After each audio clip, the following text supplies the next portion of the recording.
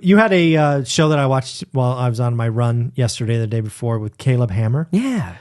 And somewhere around the middle, you talked about some money insecurity. You and Caleb both, right? We're kind of like afraid. I think Caleb said he's afraid of dying broke in Walmart, I think was the line. Maybe. Something like that. But money insecurity, really? I haven't gotten in a vibe like that so far during this whole discussion. But where do you think that comes from? Have you had it always? I've always had it. Okay. Yeah, like every commission I would make, I would budget and assume that's the last commission I will ever make. Get. Okay. Always. And I'd budget based off that. Now I kind of think it's changed slightly, but I never want to be forced to do a job I don't want to do. Okay. Ever. And so it's having that freedom to stop or do something else at any point that I really like. I never like being tied down to something. I never like it that I'm forced to do something I don't want to do.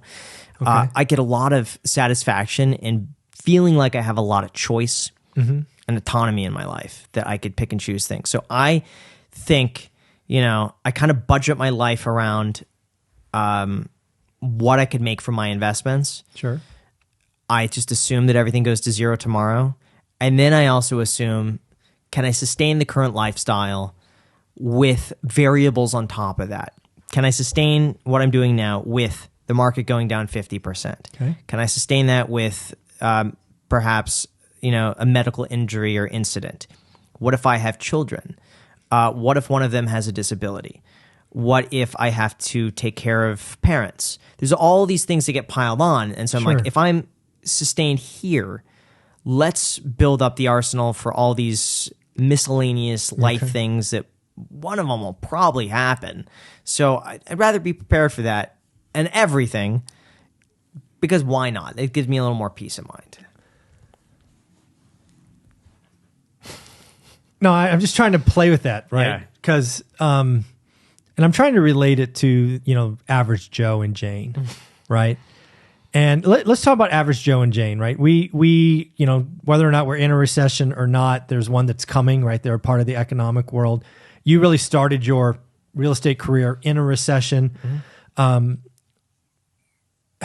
kind of advice could we give them? Because if we admit that Graham's broken, right, you can get singly focused and then become great at something. What's some advice we have for, average Joe and Jane?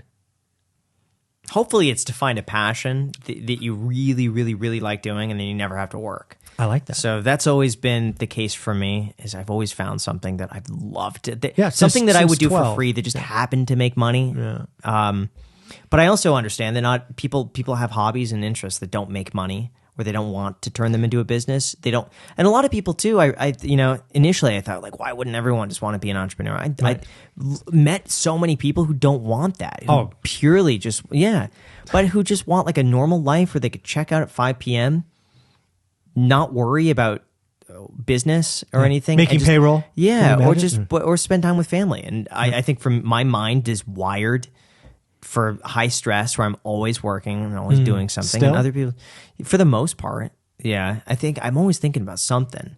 I've eased off a bit, but I'm still thinking about it a lot. Yeah. So my advice hopefully would be find something you really love doing. And I know it's easier said than done.